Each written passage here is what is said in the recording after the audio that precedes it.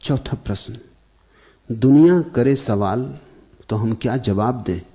मैं लापता हो गया हूं, मेरे प्रभु मुझे मेरा पता बताएं। पूछते हैं लोग कि मैं कहां से हूं।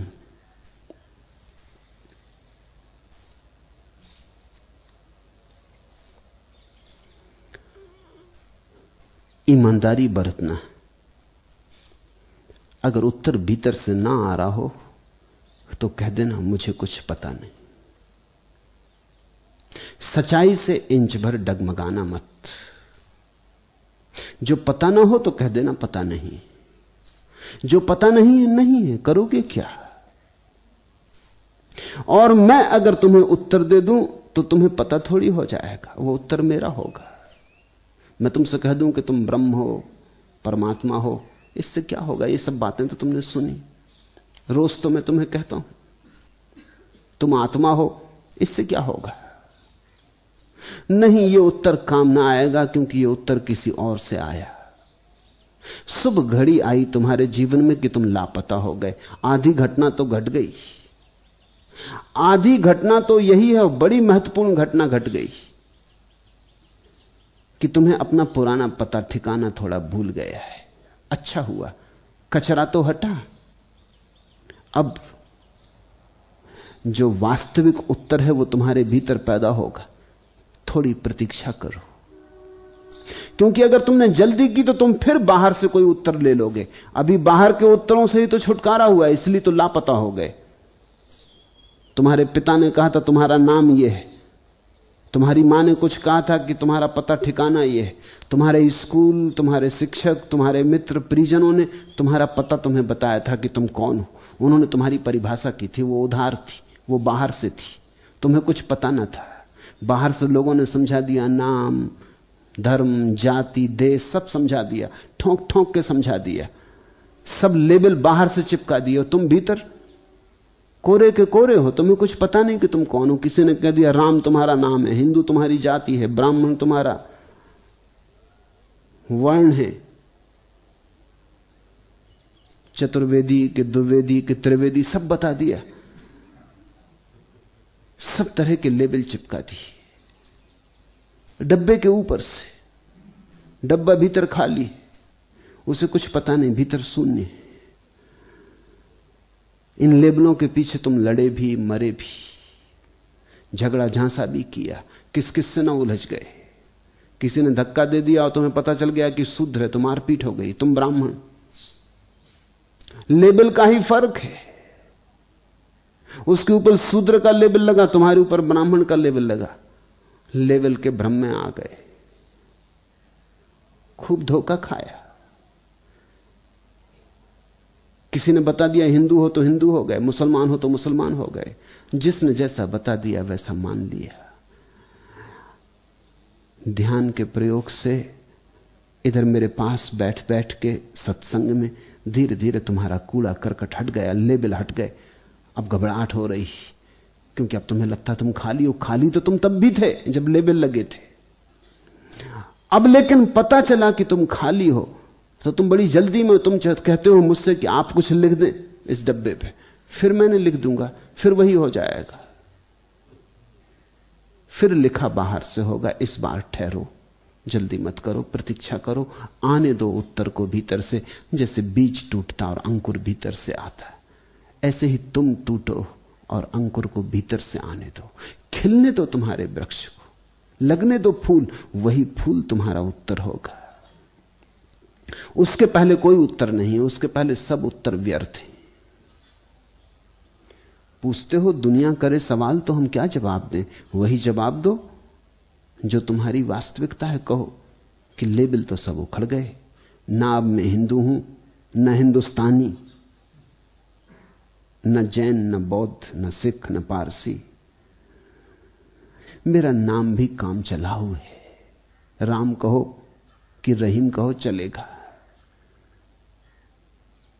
मेरा नाम काम चलाऊ है। देखते हैं, सन्यास में देता हूं तो नाम बदल देता हूं। नाम सिर्फ इसलिए बदल देता हूं ताकि तुम्हें पता चल जाए कि नाम तो सिर्फ काम चलाऊ है। किसी भी नाम से काम चल जाता है। काम चलाऊ है, काम चलाने के लिए कोई नाम चाहिए नहीं तो दुनिया में जरा मुश्किल होगी। पोस्टमैन कहां तुम्हें खोजेगा बिना नाम के? कोई चिट्ठी कैसे लिखेगा बिना नाम के? बैंक में जाओगे तो खाता कैसे खोलोगे बिना नाम के? मुश्किल होगी। व्यवहारिक है नाम, एक व्यवहारिक सत्य है, पारमार्थिक सत्य नहीं। तो नाम बदल देता हूं सिर्फ यही याद दिलाने को कि देखो ये पुराना नाम ऐसे बदल जाता है क्षण में, इसमें कुछ मूल्य नहीं है, ये नया दे दिया नए से काम चला लेना। ये तो पुराने का लंबे 30-40 साल तुमने उपयोग किया था, तुम उसके साथ तादात्म्य कर लिए थे, उसे खिसका दिया। ये तो सिर्फ इसलिए ताकि तुम्हें पता चल जाए कि अरे नाम तो कोई भी काम दे देता है, कोई फर्क नहीं पड़ता। आबा साडा से भी काम चल जाएगा, नंबर से भी काम चल जाएगा। और इस बात का खतरा है कि जिस तरह संख्या दुनिया में बढ़ रही, जल्दी ही नाम से काम ना चलेगा, नंबर ही रखने पड़ेंगे, जैसा मिलिट्री में रखते। क्योंकि नाम बहुत पुनरुक्त होते हैं और नामों की सीमा है। वही नाम, उससे झंझट बढ़ती।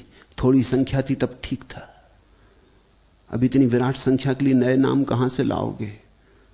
तो नंबर से भी काम चल जाएगा। B 3001 चलेगा, A 2005 चलेगा, क्या कठिनाई है? एक लिहाज से अच्छा भी होगा। B 10,003 ज्यादा सुखद है, न हिंदू का पता चलता, न मुसलमान का, न ईसाई का।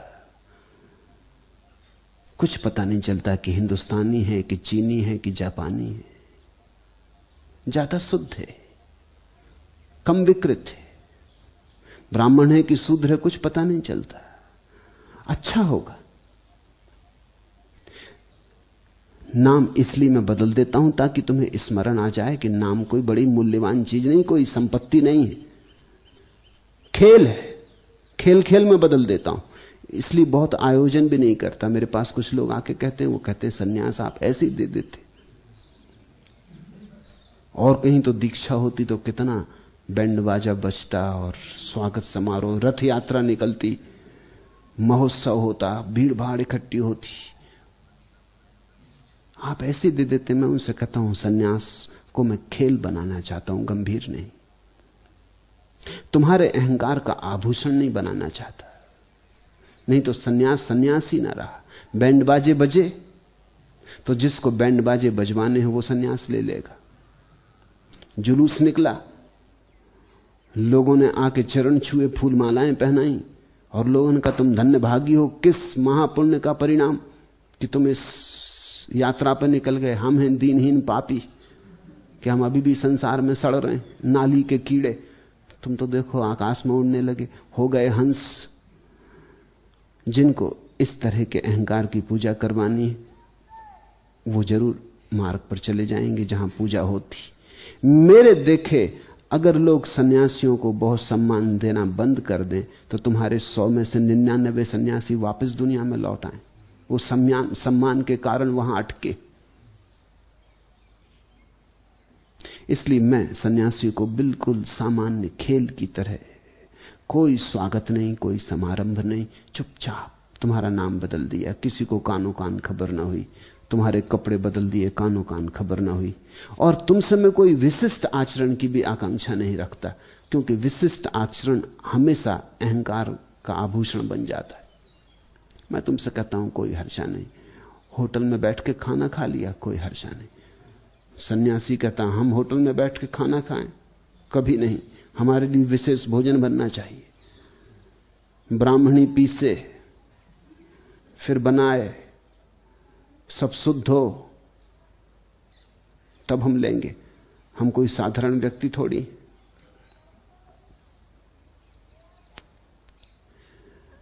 नहीं, मैं तुम्हें बिल्कुल साधारण बनाना चाहता हूं। तुम्हें मैं ऐसा साधारण बना देना चाहता हूं कि तुम्हारे भीतर अहंकार की रेखा ना बने। तुम ऐसे ही जीना जैसे और सब लोग जी रहे हैं, कुछ विशिष्टता नहीं।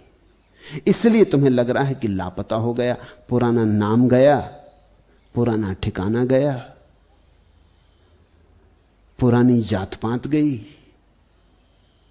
और नई कुछ मैंने बनाई नहीं, नया तुम्हें कुछ दिया नहीं, खाली तुम्हें छोड़ दिया। क्योंकि इसी खालीपन में फूटेगा तुम्हारा बीज और अंकुर उठेगा। तुम चाहते हो मैं तुम्हें कुछ दे दूं, अगर मैं तुम्हें कुछ दे दूं तो मैं तुम्हारा दुश्मन, फिर मैंने तुम्हें जो दिया वो तुम्हारी छाती पे पत्थर बन के बैठ जाएगा, फिर तुम उसको पकड़ लोगे, फिर वो तुम्हारा पता हो गया, फिर तुम चूके, फिर आत्मज्ञान से चूके। आत्मज्ञान के लिए प्रतीक्षा चाहिए। जब तक पता ना हो, कोई पूछे तो उससे कहना क्षमा करें, जो मुझे पता था वो गलत सिद्ध हुआ, और जो ठीक है उसकी मैं राह देख रहा हूं। जब आएगा आके आपको खबर कर दूंगा, अगर कभी आया। अगर कभी ना आया तो क्षमा करें, मुझे स्वीकार कर लें ऐसे ही जैसा मैं हूं, लापता। ईमानदार रहना, प्रामाणिक रहना। हमें प्रामाणिक रहना किसी ने सिखाया नहीं। हम ऐसी बातों के उत्तर देते हैं जिनका उत्तर हमें पता ही नहीं। बाप बेटे से कहता है झूठ कभी मत बोलना, और बेटा पूछता है कि ईश्वर है, और बाप कहता है हां है। अब इससे बड़ी झूठ तुम कुछ बोलोगे? तुम्हें पता है ईश्वर के होने का, किस अकड़ से तुम कह रहे हो? इस भोले भाले बेटे के प्रश्न को किस बुरी तरह मार रहे हो? इसके प्रश्न में तो एक सच्चाई थी, तुम्हारा उत्तर सरासर झूठ है। तुम्हें कुछ भी पता नहीं, और आज नहीं कल इस बेटे को भी पता चल जाएगा कि तुम्हें कुछ पता नहीं, तब इसकी श्रद्धा टूट जाएगी। मेरे देखे अगर बच्चे अपने मां बाप को श्रद्धा नहीं दे पाते तो बच्चे इसके लिए अपराधी नहीं, मां बाप अपराधी। तुम श्रद्धा के योग्य ही नहीं हो, तुम इतनी झूठे बोले हो। मेरे एक शिक्षक थे, वो स्कूल में तो सिखाते कि सच बोलना चाहिए। एक दिन मैं उनके घर बैठा, कुछ गणित उन्होंने दिया था वो कर रहा था। एक आदमी ने द्वार पर दस्तक दी, उन्होंने मुझसे कहा कि जाके कह दो कि अभी घर में नहीं। मैं बड़े सोच में पड़ा कि अब करना क्या है। कहते हैं सच बोलो। आज कह रहे हैं कि कह दो कि घर में नहीं। तो स्वभाव था मैंने दोनों के बीच कोई रास्ता निकाला। मैंने जाकर उनसे कहा कि सुनिए, हैं तो घर में लेकिन कहते हैं कि घर में नहीं। अब आप समझ लो, क्योंकि उन्होंने मुझे सच बोलने को भी कहा है तो मैं झूठ भी नहीं बोल सकता, और जो उन्होंने कहा है वो भी मुझे कहना ही चाहिए, क्योंकि वही उन्होंने कहा है, मैंने उसमें कुछ जोड़ा नहीं। इसलिए बात पूरी आपके सामने रख दी, अब आप समझ लो। वो शिक्षक मुझ पर बड़े नाराज हुए। उन्होंने कहा तुमसे कहा था ना कि कह दो घर में नहीं। मैंने कहा मैंने कहा है। तुमसे ये किसने कहा था कि तुम कह दो कि ये भी मैं ही कह रहा हूं घर में बैठा हुआ? मैंने कहा आप स्कूल में सदा कहते कि सच बोलो, आप कह दो कि झूठ बोलो,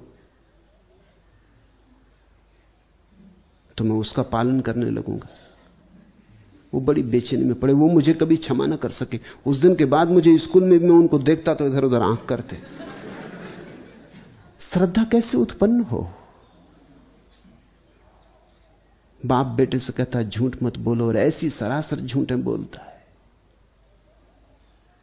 शायद सोचता है बेटे के हित में ही बोल रहा हूं, शायद इसलिए कह रहा है कि हां ईश्वर है कि कहीं बेटा अनिश्वरवादी ना हो जाए। बेटे के हित में ही बोल रहा है, लेकिन झूठ किसी के हित में हो सकती? कितनी ही दिखाई पड़े हित में, लेकिन हित में हो नहीं सकती। जो हित में है वह सच है, जो सच है वही हित में है। सत्य के अतिरिक्त और कोई कल्याण नहीं, सत्य के अतिरिक्त और कोई मंगल नहीं। तो तुम्हें जो स्थिति है उससे अन्यथा मत कहना।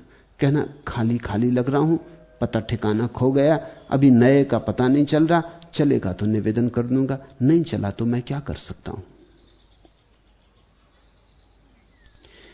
इस सच्चाई से जीने का नाम ही संन्यास है।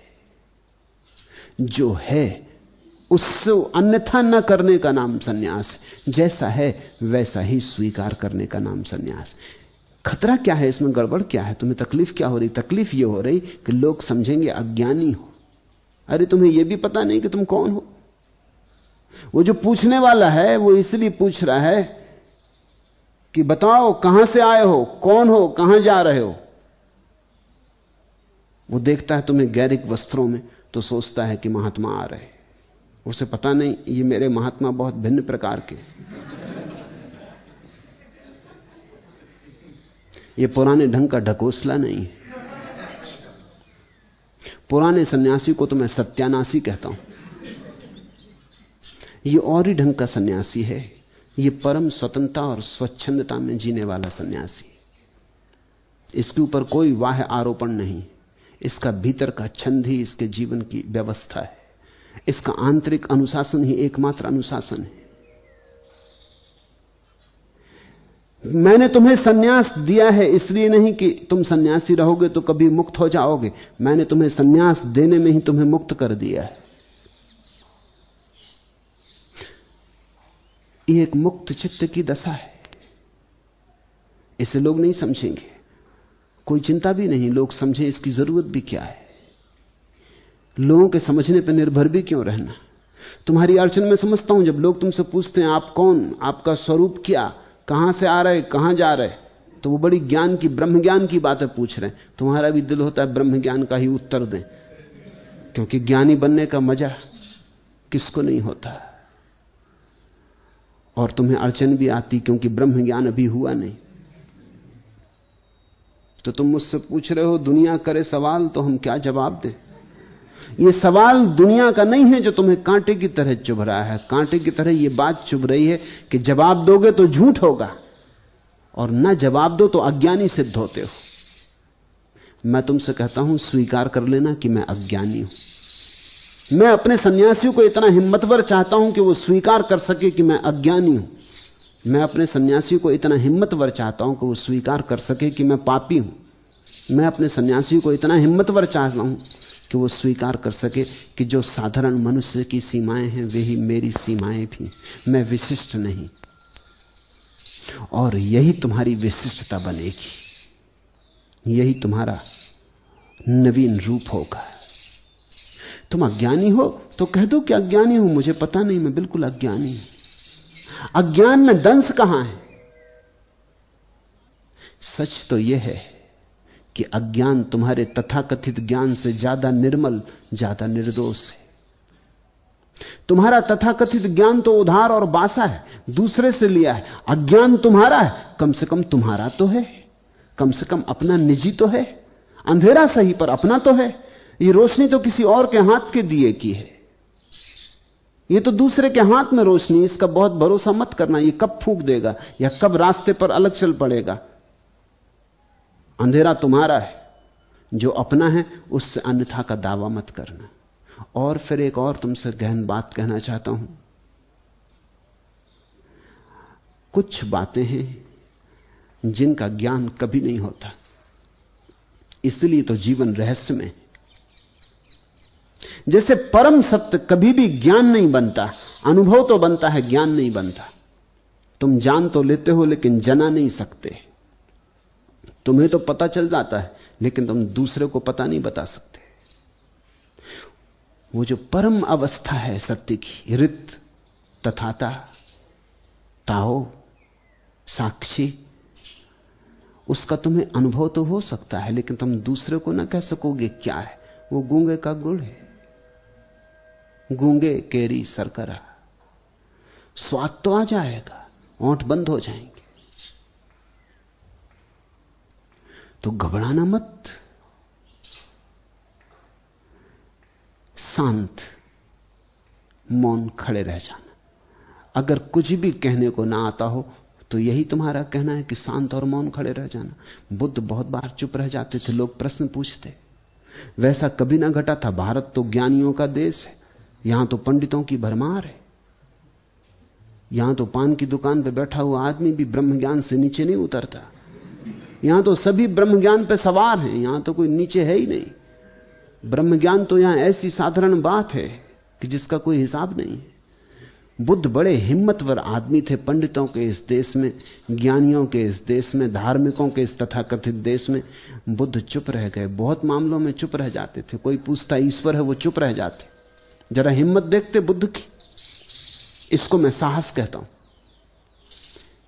कितनी बड़ी उत्तेजना न रही होगी, कुछ भी उत्तर दे सकते थे। आखिर मूढ़ उत्तर दे रहे हैं तो बुद्ध को उत्तर देने में क्या अड़चन थी?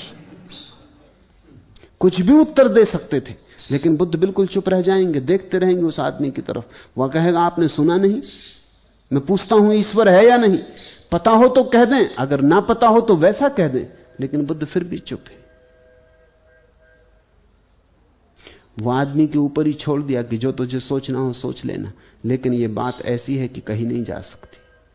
और इतना भी कहने को राजी नहीं है कि यह बात ऐसी है कि कहीं नहीं जा सकती, क्योंकि बुद्ध कहते हैं जो नहीं कही जा सकती उसके संबंध में यह कहना भी व्यर्थ है कि नहीं कही जा सकती। फायदा क्या? यह भी तो कहना हो गया ना, थोड़ा सा तो कह दिया, एक गुण तो बता ही दिया। उसका एक गुण तो यह हो गया कि उसे कहा नहीं जा सकता, तो परिभाषा थोड़ी तो बनी, नकारात्मक सही लेकिन इशारा तो हुआ। सीधा ना सही, घूम फिर के सही, कान पकड़ा तो उल्टी तरफ से सही। यह कहा कि नहीं कहा जा सकता उस संबंध में कुछ, तो तुमने इतना तो कह दिया उस संबंध में। बुद्ध बड़े ईमानदार हैं, वो चुप रह जाते।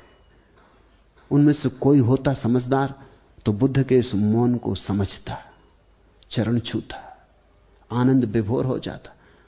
लेकिन वैसा तो 100 में कभी एक आध होता, 99 तो यही सोच के जाते कि अरे तो अभी इसको पता नहीं चला, तो बेचारा अभी भी भटक रहा है, इससे तो हमारे गांव का पंडित अच्छा, दिन दहाड़े चिल्ला के तो कहता है कि हां ईश्वर है और ईश्वर ने संसार बनाया, और न मानो तो वेद से प्रमाण लाता हूं, और ज्यादा गड़बड़ की तो लकड़ी उठा के खड़ा हो जाता, सिर तोड़ देगा। तर्क से मानो तर्क से, नहीं तो लठ से मना देगा। आखिर हिंदू मुसलमान लड़के क्या कर रहे हैं? जो तर्क से सिद्ध नहीं होता वो गर्दन काट के सिद्ध कर रहे हैं। कहीं गर्दन काटने से सत्य सिद्ध होता है? तुम किसी को मार डालोगे, इससे क्या यह सिद्ध होता है कि तुम जो कहते थे वो सही था?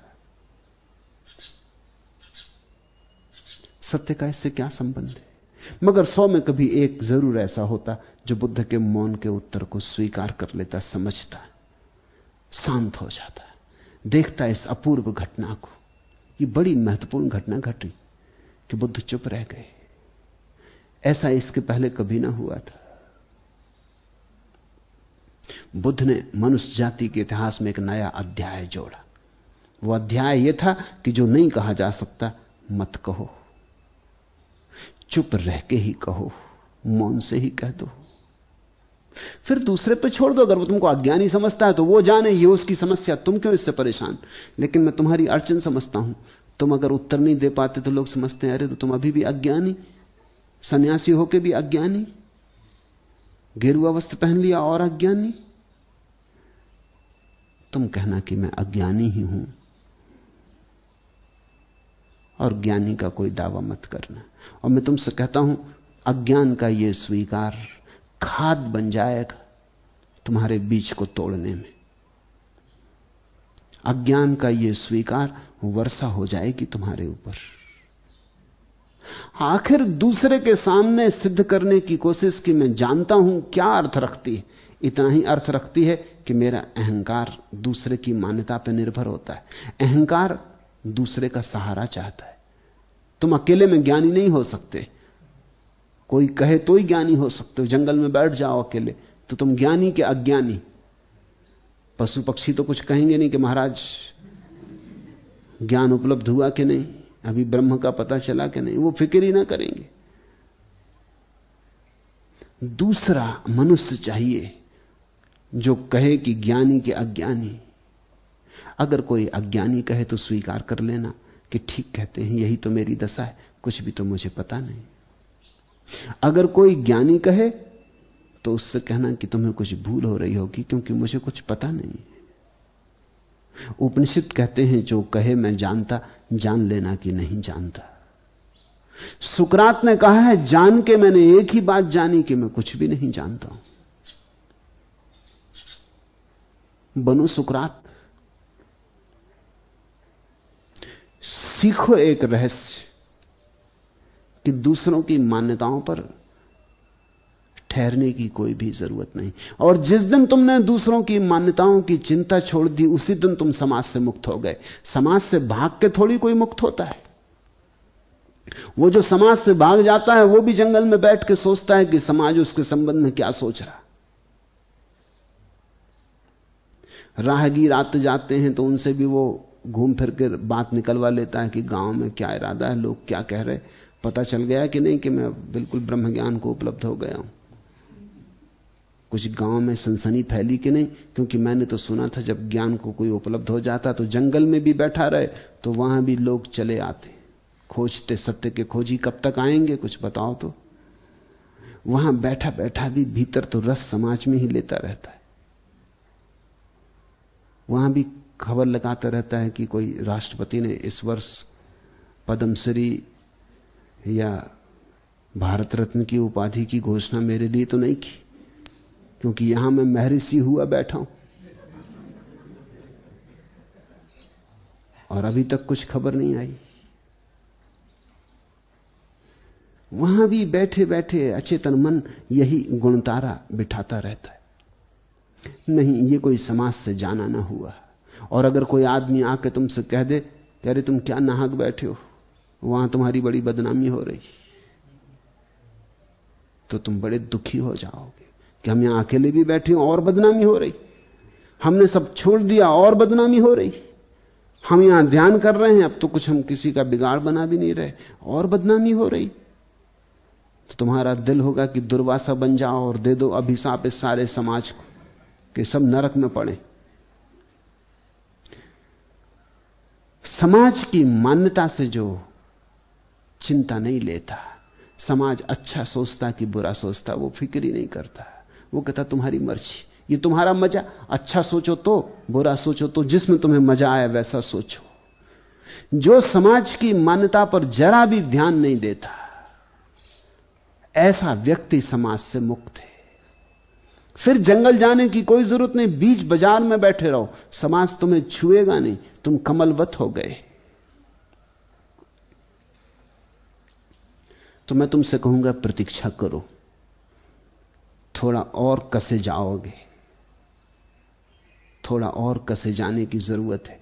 और कसो तार, तार सप्तक में गाऊं, ऐसी ठोकर दो मिजराब की अदा से, गूंज उठे सन्नाटा सुरों की सदा से। ठंडे सांचों में मैं ज्वाल ढाल पाऊं, और कसो तार, तार सप्तक में गाऊं। खूंटियां न तड़के यदि मीणू मैं ऐंठूं, मंजिल नीराए जब पांव तोड़ बैठूं। मुंदी मुंदी रातों को धूप में उगाऊं, और कसो तार, तार सप्तक में गाऊं। नब बाहर भीतर के द्वंद्वों का मारा, चिपकाए सनी चेहरे पे मंगल तारा। क्या बरसा परती धरती निहार आऊं, और कसो तार, तार सप्तक में गाऊं। ढीले संबंधों को आपस में कस दूं, सूखे तर्कों को मैं श्रद्धा का रस दूं। पथरीले पंथों पर दूब में उगाऊं, और कसो तार, तार सप्तक में गाऊं। तुम मुझसे उत्तर न मांगो, तुम तो मुझसे कहो और कसो तार, तार सप्तक में गाऊं।